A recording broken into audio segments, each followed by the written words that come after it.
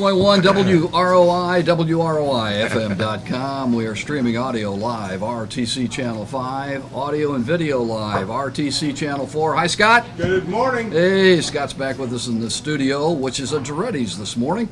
And, of course, on your smartphone, you can download the TuneIn Radio app, take us wherever you happen to be going. We are at Giretti's, 7th and Main, downtown Rochester. We want to thank everybody here for their hospitality this morning and invite you to come in, have breakfast, get a cup of coffee on WROI, get a beautiful WROI coffee mug that you can take with you, and it will remind you on one side of the call letters of the radio station. On the other side, it'll remind you to vote on Tuesday.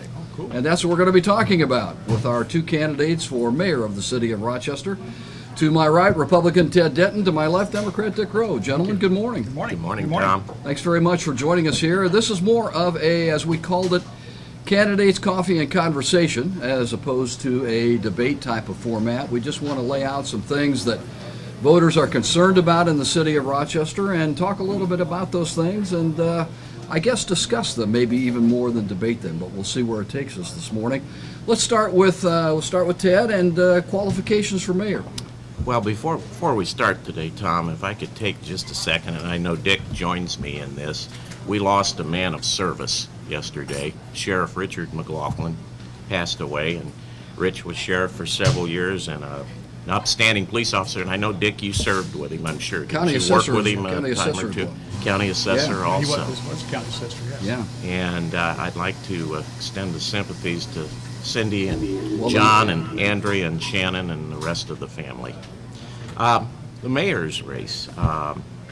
Yes, again, I'm in this race because I think that I have over 35 years of industrial management qualities that would enhance our city's situation and raise that bar, if you will, and bring a new energy and a new direction to the thrust behind moving Rochester forward. I think we're at a real crossroads. We either decide to move forward at this point in time or we continue to regress, and we cannot regress. We won't come back. So that's why I'm in the hunt, if you will. Dick Rowe. Thank you, Tom. My whole idea started in 1970 when I became a deputy sheriff under Homer Carr. And Homer taught me one thing: the best thing you can do for people is to serve them. So I spent the last 45 years in and out of law enforcement and public service, and I have educated myself to the ideas and the programs of the city. I've worked on, when I was chief of police and even when I was a patrolman, I drove dump trucks in the wintertime with snow. I've still got two of my officers on the department and the street department. I've worked with these people. I understand the programs. I understand the budget process. Being, of course, the chief of police, I had to manage people. I have a heart for this work. I've walked these streets thousands of times. I tell the story that in 1975, Bill Walters and I were standing in the middle of this intersection directing traffic when this building fell and just about engulfed Officer Walters in that fire. I've been here on all the good things. I was around when the tornado came. I have a heart and soul and an idea of what the city needs, and I am the person to do it because I've worked these streets. I've been in that building. My name is on the building at City Hall because it was under the Democrat administration and we moved ourselves out of the Sheriff's Department. I just want to go back to work, clean this little place up, and let's make Rochester as great as we can. 8 years of the Smiley administration. What would a Denton administration do differently? Well, this mayor would be more active, like I said, in the moving of Rochester forward.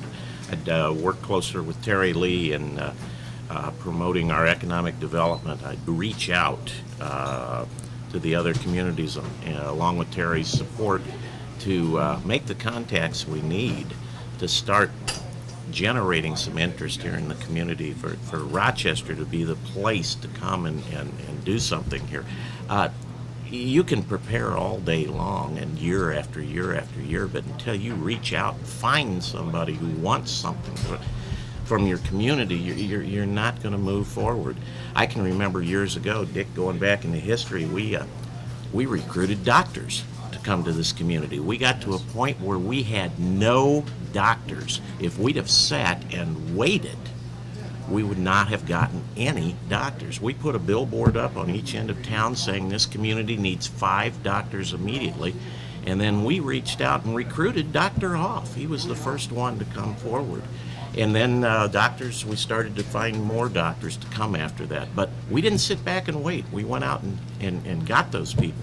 Hartshafter and Marks, Seal Power, all those industries. If you want to know the history of how they came to Rochester, you go down to Fritz Abstract. They've got it down there in historical form. You can sit down and read about it. We had some city fathers who got in airplanes and flew up to Chicago to talk to the Hartshafter and Marks folks to get them to come here. We had folks who went to Connecticut and talked to the Torrin folks about coming here. We had people actively moving around trying to bring these people. They didn't just show up here one day. And that's what I'm saying. We need to get back in that mode. And the mayor can do that. We need to use every tool we've got. How would a row administration differ from the Smiley administration of the last 8 years? Well, according to the public, and I've talked to the public, the biggest thing is this little community has to get its little self cleaned up. Looking out the windows of these buildings, as a young man growing up, these things were full of people, full of life. Of course, times have changed and the world's changed. My idea is a very simple idea. I think if the mayor can sit down and like Ted said, we need to have a mayor in the building. We have to have a mayor in these meetings. We have to have a mayor that's proactive. We need to be a mayor needs to be a partner with all these groups in town, and I think that the best way to do it is that we just need to elect the right person to do the right things, and I think I'm that person. I think we are ready to change. This little community is ready for change. This mayor's race is so important to the community because it will bring change, and I would like to be a part of that. I had a call just before I walked over here this morning at the radio station. A lady called me, and Dick, I'll throw this to you first. Sure. Wanted to know if we're going to bring back, if your administration would bring back spring cleanup. Well, I've talked to a lot of people about spring cleanup. It costs a lot of money to do that, and the town is about as trashy as it can be when you do it.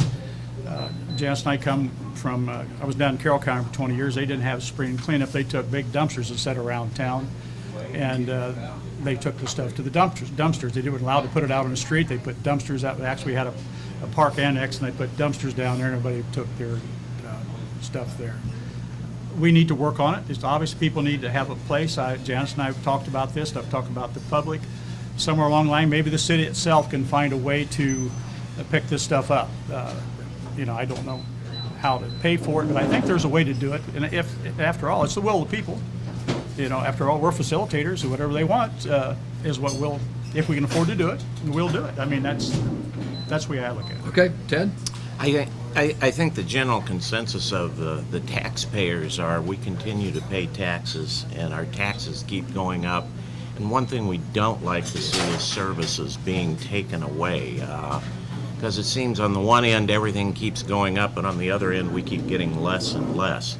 And we need to be sensitive to that. I agree with Dick. That is a costly situation, and that was one of the reasons that it was eliminated. But I would go in and I would review, research with the folks that have been involved in that and see what we could do to help in that area. Now, government can't do it all for people. People have to be responsible for their properties and what they own. But that was a service at one time, and it was taken away. So we can review that and see what could be done. Several years ago, the mayoral position was changed from part-time to full-time. Full-time position now. Ted, you have a full-time job. What will happen with that? Well, I will be leaving my full-time position Okay. to put all of my attention on the mayor's job. And this was known by my employer when I went down this road, and he's been very supportive in that effort. It is a full-time situation, especially with the way the city is today. You can spend all of your time running from one project to the other. There's a lot of things on the plate. But as a facilitator, the mayor can bring people together and get working with people, get good people involved in moving these things forward so that he does not have to be the person sitting at the head of the table all the time, but he has to be a good facilitator bringing these people all together. Dick, of course, you're retired, but at the same time, I know a lot of retirees that have a lot of things going on. Are you going to have time to be mayor? Well, my biggest, since I retired, I volunteer. Janice and I work up at the center sometimes 3 days, 4 times a week. I call bingo. I deliver food. I've just been very active in the community. The word retired is just a word because Janice and I have been as active as we could be in this community, and I intend to be a full-time mayor. Even the mayor we have now has his own business. He's the mayor, but he also plows snow in the wintertime. He still had his own business. I don't have a business. The only business I've got is people, and I'm going to be in the people business, and I think that's what we need. We need people to be available, and whatever they need to do, we'll be able to do it. And I'm hoping to get an administration that is civic-minded and that we can get out and get things done. On the Dick Belcher show earlier, First Federal program, when we had the two party chairmen here, they alluded to the fact that youth is going to be a critical element in politics and a critical element, of course, we know in our community. How are we going to get more youth involved, Dick? Well, like I said in the debate, I grew up here. Thank God when I grew up here, we had a lot of jobs. Every administration is asked and talked about a place for the kids to play, build a place for them to come. 30 years ago, that was a good idea. Today, as an ex-police officer, these places become drug-infested, gang-infested. You almost have to have a police officer or somebody in these buildings now because of all the stuff that we have to now that we didn't then. So it's going to be really hard to bring something for the youth to do. I think that we ought to partner with the school. We have the school facilities up there. If they can open that up to whatever we can get them to do, basketball, volleyball, whatever, I think we need to use what we have and try to give them something that way. I'm really not in favor of building a youth center thing downtown because I think Elkhart just closed theirs because of all the drug problems they had. And so I'm not here. Ted? Well, Dick's right. We have to engage our youth. Dick and I are the present. I mean, the youth are our future. And what we have right now, we have them leaving the community by droves. Thank God Amy has come back to join our ranks. Amy Rowe, the new chamber director, I think she's going to be a great plus to the community. But we need more folks like that, and we start with our education process right here in the community. Dick and I both were over at the government classes a couple weeks ago, and very, very encouraging to see a very bright group of Rochester students engaged in politics. They had great questions. Put us on the spot. I mean, they were super. I want to put one of those 18-year-old folks on our park board. I think that's a thing to do. Who knows more about the recreational areas in our community than that group, that youth group, and it gets them involved. I would continue visiting the schools as mayor and talking to the youth and using kids that wanted to get involved wherever we could. We have got to keep reaching out to them. We can't just close that age group off and think that they're not part of our citizens group, because they're a big part of it and they're our future. Ted, do you think there's a learning curve to being mayor, or can you hit the ground running? Well, I did spend 4 years on the city council that helped with learning the general system. I think I can hit the ground running. I will be hitting the ground running. I have some ideas on how to proceed. And the first thing you do whenever you go into a turnaround situation is you get to know your people.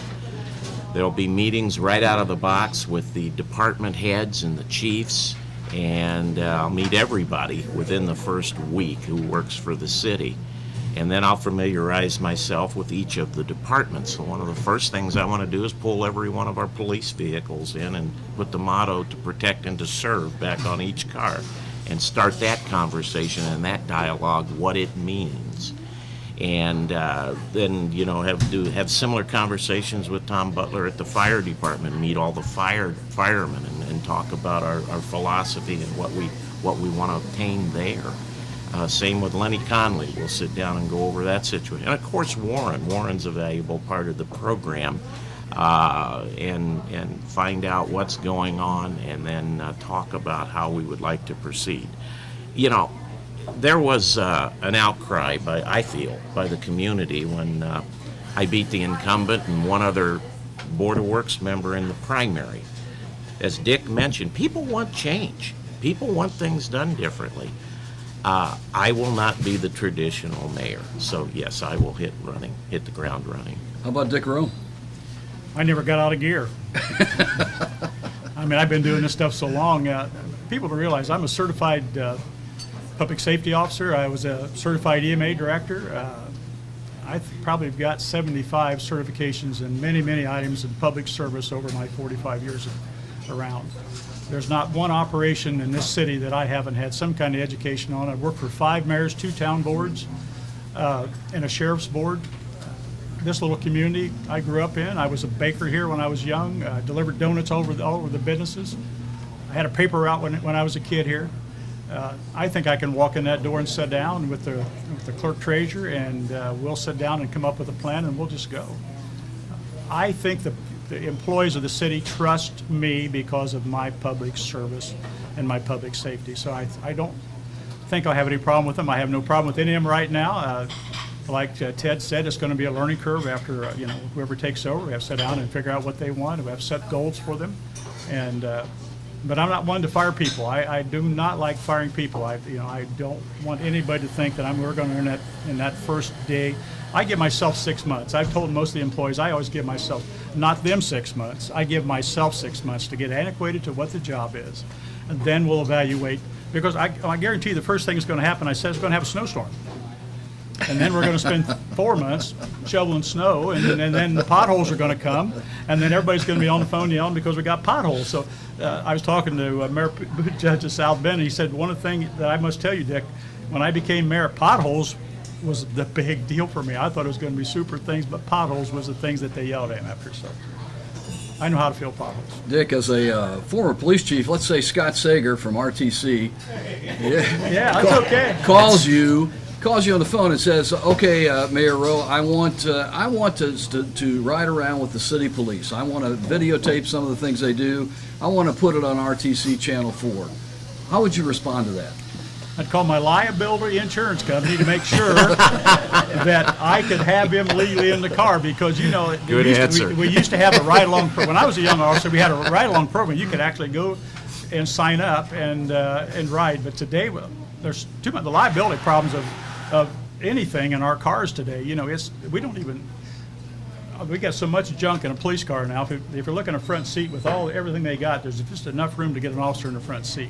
So that means whoever you have is going to ride in the back seat, and the little seats are so narrow now. That's why so many police departments are going to Tahoes and the bigger vehicles, because there's just not enough room in these cars. But no, I would be all for it as long as our liability insurance said fine. There was nothing wrong with that. But never know. Well, Dick, I agree with you. I think the first thing we'd want to make sure is Scott wasn't armed.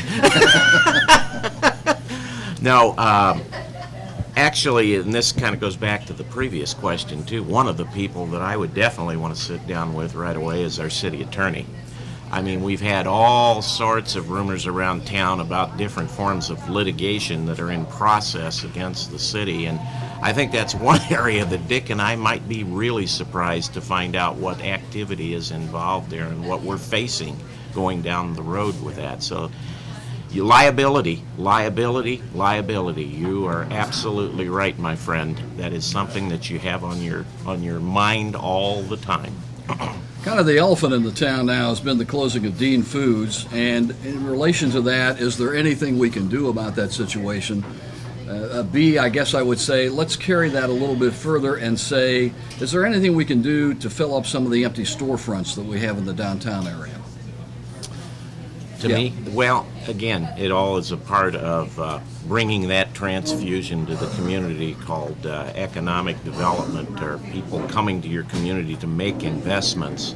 I've been involved a little bit with the Dean's situation to date. Been involved in talking to the real estate company who's handling the sale of the building out of Dallas, and Terry is working really hard, and we're trying to get some packages together to get out to people who've had some interest in the building, because I've actually had some folks from outside the community want to look at the packages. The building does have some advantages out there. It's certainly set up with a Cadillac wastewater treatment system and a water system out there. We still have a little issue there to get taken care of. We'll get that cleared around, but it's got some real pluses as far as making it marketable to somebody who's in the food industry. So yeah, to fill these downtown spots and bring Rochester back to where it needs to be and moving it forward, you need that blood transfusion. We can't do it all by ourselves here. We have to bring outside people to the table to make an investment in Rochester, bring their businesses here. Dick? Well, I think I look at this as very simple, because we've all lived here and we've seen it come and go, come and go, come and go. You know, my dad worked at Armours when Armours was there. Dad worked at Seal Power. Dad worked at Indiana Metal. Indiana Metal stayed, of course, and Torn, and you know, now these people are here.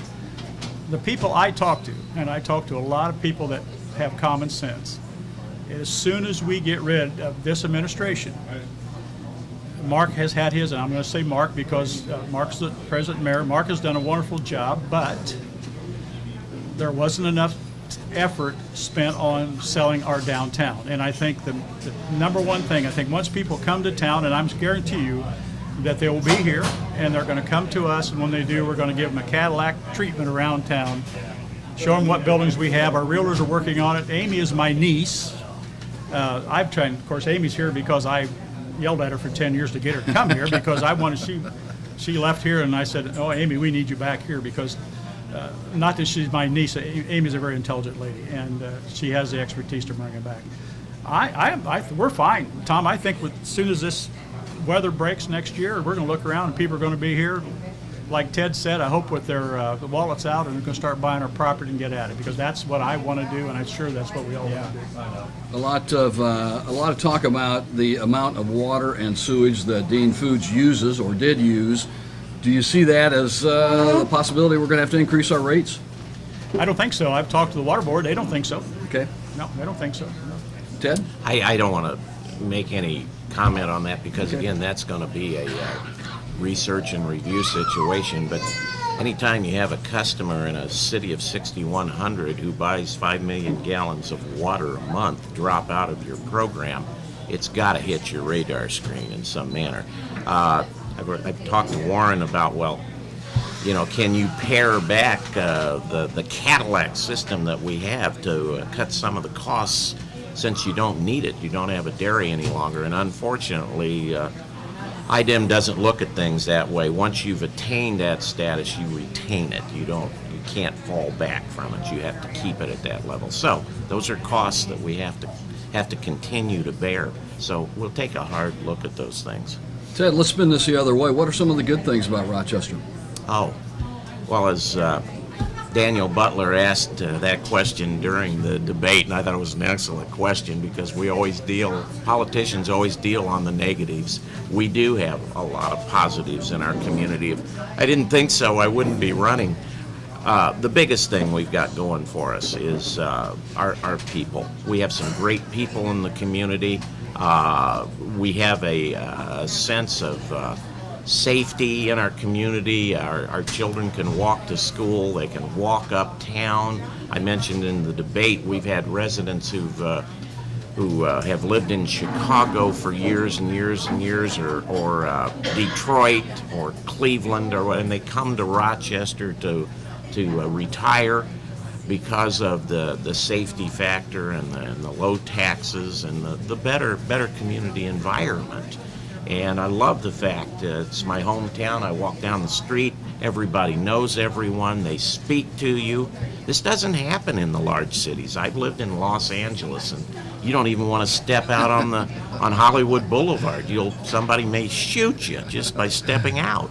So there's a lot of pluses to this little community, but the biggest one is our people. Dick? Well, right now, number one, in my safety, in my law enforcement training, and I came back to this community, we were ranked number 3 in the state for a meth operation. Rochester, Indiana. Janice and I sat down and said, that's not possible. And after I lived here a while, it is possible. The problem being is we've allowed these people to come here. Other counties run them out, and they ended up here because we just didn't have enough laws, enough people. You know, our law enforcement people have to be very tough and educated. And the first thing Mark did, he cut 2 officers off the department. I had 14 when I was chief. But I had a drug officer, I had a DARE officer, and I intend to bring these back. I mean, I'm not saying that the council will go for it in the community, but we really need to have boots on the ground, and we need to get out there and shake these bushes. We got people, there are so many rentals in this community that are substandard right now that that's why they're here, because they can come here. We've had at least 20 people in our apartments next. They last about 6 months and run out of rent and they're evicted. The number one thing that we're going to do, and I promise this because when I became chief in 1992, we had a bad problem. It took me 6 months. We had 65 arrests, and I guarantee you, top priority is to get that number 3 down to about 50 or 48 or whatever we can. I don't know what we're ranked, but we're no longer going to have a number 3 on our top. Because, you know, that's a selling item. People that hear these things in other communities, they have a heart attack. You're ranked number 3 in the state for meth. Now, what do you think the businesses people think when they're going to come here? We're going to erase that problem. That's what I feel. As we wrap this up this morning, first of all, I want to thank both of you for being here. I'm going to give you a second for a final thought and a final comment here in a moment. I want to remind everybody we're broadcasting live from Giretti's downtown Rochester this morning. You're invited still to come on in, grab a cup of coffee on us, and enjoy the atmosphere here at Giretti's. Maybe even have some breakfast while you're at it. Coming up in a few moments after we take a break, we're going to be talking with our 2 candidates for clerk treasurer, a very important office in the city of Rochester. But I want to thank Republican Ted Denton, Democrat Dick Rowe, candidates for mayor, and of course Tuesday being election day, or you can vote early, as your preference may lead you to do. But gentlemen, let's take a final second, and Dick, I'll start with you. Why Dick Rowe for mayor? Well, I have the education. The city paid for all my education. I took the education that they gave me here and took it around the area in the state. I was an arson investigator for an insurance company in my days, and they asked me where I was from. I told them from Rochester, and boy, as soon as you say Rochester, the state of Indiana, people know us. I want us to be on everybody's lips in the state of Indiana on how wonderful this community is, how we've turned things around. And all I ask for is I appreciate everybody's vote. You know, I think I have the abilities to carry this little community forward. Ted. I think, again, the difference that I would bring to the mayor's office is the business mentality, the mentality of moving forward, having goals and objectives, talking with the people daily that not only work for me, but outside the community. It's all about communication, and selling the community. That's where we are today. That is, if economic development isn't at the top of everybody's list in our community, we are kidding ourselves. So that's why I'd say please vote for me on November the 3rd. But win, lose, or draw, I wish my friend a lot of luck over here, and thank you. It's been a good race. And Dick, I want to tell you on camera, I appreciate your professionalism and demeanor through this race, and we'll be together down the trail somewhere, I'm sure. You betcha. Well, you've both run very excellent campaigns, so you know, congratulations to both of you. Thank you. Dick Rowe, Ted Denton, thank you very much for being here today. We're going to talk with the clerk treasurer candidates in a moment or two. John, you're sitting well at the other end of the table. Scott still has his light on, so I guess everything is going well that way. We're going to send it back to the window on 8th Street for the Gallagher Report on 92.1 WROI.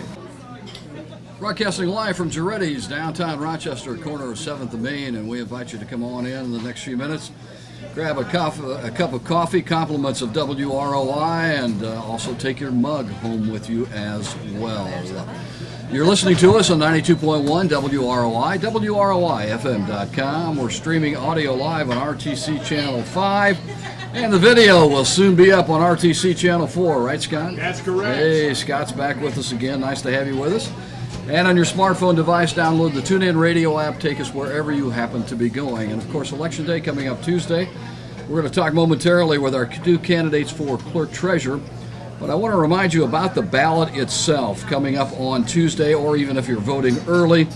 In our mayoral race, we just talked with Republican Ted Denton and Democrat Dick Rowe.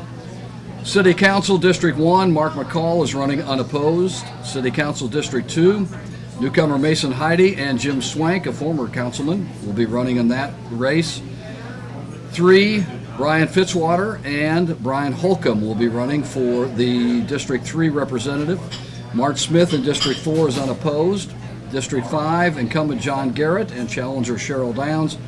And for at-large, electing 2 out of 3, 2 Republican incumbents, Brian Goodman and Chase Thompson, and the at-large candidate for the Democrats is Lori Roberts. So, with that said, we welcome Shada Beeler, who is the clerk-treasurer currently, and challenger Bob Mays to our studio, if you will, this morning. Good morning. Good morning. Hey, thanks very much for being here today. Thanks for having Let's start with a little bit of background and qualifications, and as they say, ladies first. Well, thanks, Tom. First of all, I have been the clerk treasurer for the last 4 years. I have my background includes several things, from running a small family business to the IT industry, and I spent several years working with the local school system, so I developed a relationship with public education near and dear to my heart, and through the course of that, worked with public budgets. From there, I was asked 4 years ago if I would be interested in running for clerk treasurer, and at the time I had to go home and talk it over with Troy.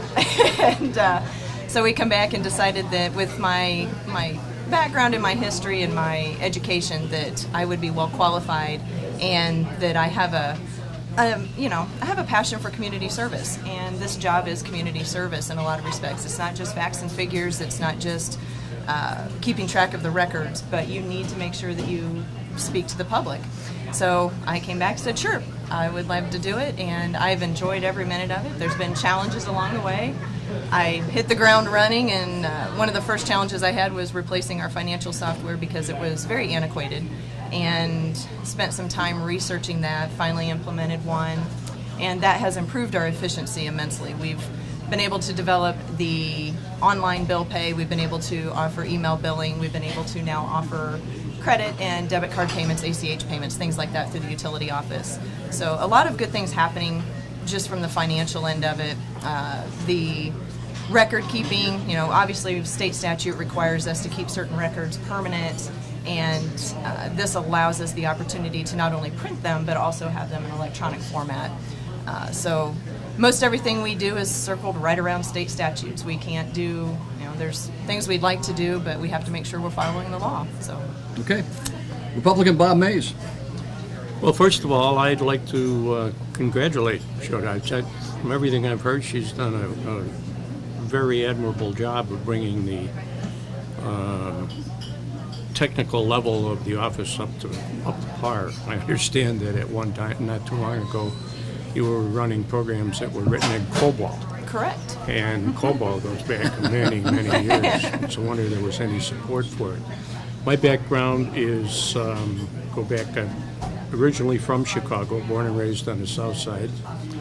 I spent 3 years in the Army during the Korean War in the Army Security Agency. After I got out, I went to college on the GI Bill, got my degree, worked for Caterpillar for 7 years, working on large-scale computers, designing and programming business applications. Then I spent 7 years in the aerospace industry in Georgia and in Utah, working for Thiokol Chemical Corporation. When I was in Georgia, I was a project manager for the manufacturer of a large-scale rocket motor. I then went back to Chicago for 13 years. I was in banking. I got in through the computer side of banking. And after 13 years, I was president and CEO of one of the larger banks in our group on the south side of Chicago. And after that, I bought, owned, and operated a mid-level commercial printing company in downtown Chicago. My wife and I retired to Rochester, and Rochester because Viv comes from Monterey, and I just couldn't quite see myself living in Monterey, but it's been a good experience. I believe I have the necessary background, both financial as well as technical, to function as city clerk treasurer. Let's proceed with that, and let's follow along with that thought. How do you view the clerk treasurer's office, and how do you view it in relationship to the mayor and in relationship to the city of Rochester, Bob? Well, I don't think this election is about so much running the day-to-day operation of the clerk treasurer's office. When Ted approached me to run, he outlined to me what his view of the city is. The city is faced with some very difficult situations, particularly with Dean's Food closing down. Not only the paychecks that won't be spent in this town, but the loss to the city of a big customer. Ted believes in strong economic development, and I wholeheartedly agree with that. If his approach to the city was simply the status quo, I don't believe I would have said, yeah, I'll run. My background is very much geared to project management, to financial support. I believe I can do an excellent job in supporting Ted in bringing businesses, bringing industry back into town. Shauna?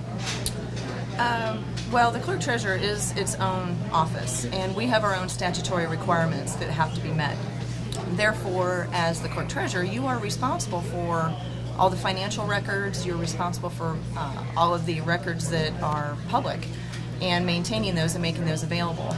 So as far as working with the mayor's office, it is imperative that you work well with the mayor, but you also have your own office to run, you have your own staff, and you need to be able to disseminate that information out. You know, we're responsible, it's our name, the clerk treasurer's name, that goes on all the financial records, all of the reports to the state departments. For instance, the State Board of Accounts is our state auditing organization, and the Department of Local Government and Finance. So any of those records and reports that we're required to file, has our name, and we're the ones held accountable for that. So if those records aren't accurate, and if you're not familiar with that, it can cause some serious issues. For instance, the state can withhold your budget even if they have approved your following year's budget. And for instance, if you don't file your annual report on time, then your money actually reverts back to the previous year's budget. So if you have given all of your employees a raise and you're working off of last year's dollars, that can pose a real problem. I agree with Bob in saying that Dean's is going to pose, but Dean's is actually outside the city limits. So therefore, tax dollars are not going to be affected within the city, aside from the local option income tax. The paycheck's not going home. And our utilities. Our utilities are going to take a direct impact on that. And our department heads this year have taken that into consideration. We knew well enough in advance as we were discussing our budgets and looking at ways that we could ensure that moving forward, we weren't overspending or putting ourselves in a position to jeopardize. So we have a lot of department heads and myself, we sit down, we discuss the budgets with the mayor and move that forward so that we aren't putting ourselves in jeopardy. And at the end of the day, I look at it as, the mayor is the facilitator, the clerk treasurer is the grunt, so to speak. We're the ones that I can't stress this enough, is that when I have to sign a report and send it to the state, I have to ensure and I have to be comfortable with that the data that's on that report is as accurate as it possibly can be and to the best of my ability. Chada, do you believe that Rochester is, at this point in time, financially secure? I do. Okay. We are running well. Mayor Smiley has done a good job of trying to keep within the budgets and the constraints. He did come into office with a declining economy, and we are not running in the red. We are running in the black. Currently, none of our departments actually overspend their budgets. They understand there is a cash balance. One thing a lot of people don't understand is city government, public schools, libraries, anything that is a public agency that's funded by taxpayer dollars operates under they operate under what's called fund accounting. We don't produce a profits and loss statement. So therefore you have a cash balance that you have to work within. and your budget may exceed that cash balance. So I tell people probably the simplest way to look at it is I'm a 10-year-old kid, I want to go to the movies. So I go ask Mom, can I go to the movies? And Mom says, go ask your dad for the money. And Dad says, well, I've only got $2. I don't think you're going to the movies today. So when you think of it in simplistic terms like that, I have $100,000 of cash balance, but I have a budget that maybe says, well, you could spend $300,000. If you don't have the cash, you're not going to spend the budget. And you need to have a good fundamental understanding of that, and make sure that your department heads, the mayor, everybody understands the constraints of that budgeting system and that process. Bob, what do you think? Is Rochester financially secure? Yeah, I think the previous administration deserves a lot of credit for the financial condition of the city. There's a lot of new equipment, the fire department and so forth, and it's all paid for. There's no debt, as I understand it. But I think that the challenges that face the next administration are, as I mentioned before, getting additional industry into this community. You can't just sit back and say, well, we've got a nice town here, and come and take a look at us. You've got to go out and get it. It's like the analogy of graduating from college. The day after you graduate, you put on your suit and tie and sit in the living room and wait for somebody to offer you a job. It's not going to happen. It doesn't work that way. And I think this is a real challenge for this town. And again, I think Ted is bringing a great deal of marketing experience to bear on this problem. As far as the rules and regulations, they are unique in terms of municipalities. But I've lived under banking regulations, I've lived under governmental contracts, Air Force contracts. None of this type of thing is particularly new to me. Every business that you're in, you have to adhere to. You get so much cash and so many things you'd like to do. A lot of it's just pretty common sense. You have to learn the specific rules that apply to a specific office. I'm a pretty quick study. Okay. Momentarily, I'm going to give you both a chance to wrap this up and give us a final thought and tell voters why they should vote for you come Tuesday, Election Day. But first, I want to take a moment and thank everybody for all of their hospitality, particularly here at Giretti's this morning. It's been great to have their fine service, and stop down at Giretti's, 7th and Main. They'll be open all day for you. John, I want to thank you from the radio station perspective for setting all this up last night and also being here bright and early this morning to get us running on that. Scott from RTC, as always, I'd like to say thank you to you. You got a great Channel 4 hat on, so you're looking very dapper this morning. Baron, thanks to you for your help back at the radio station. I want to thank everybody who has been part of this morning, from the mayoral candidates to Dick Belcher's show as well. I think we've had a great time here at Giretti's, and we've really enjoyed it. Okay, now we're going to give, Bob, we'll start with you as the challenger, kind of a last statement type thing. Well, I have believed all my life that it is so important for citizens of this country to vote. Sure, I would like you to vote for me, but it's more important that you get out and do your duty and you vote. And I can't stress that strong enough. Sean? I would agree with Bob in that. It is one of the foundations and fundamental rights of citizens to vote, so I would agree with that. At the end of the day, choose the candidate that you feel is going to do the best job, whether that's the mayor's race, the clerk treasurer's race, city council race. I feel that I bring to the table the experience that we need and the understanding of the city. The economic development side, we are an office of ourselves, and we need to support our council, we need to support our mayor. So whether we're all on the same ticket or not, at the end of the day, our job here is to do what's best for the community and for the citizens, and that's what I intend to do. Shawna, thanks very much. Bob, thank you very much for being here as well. That's going to wrap up our broadcast from Giretti's, 7th and Main. We're going to send it back to the window on 8th Street at 92.1 WROI.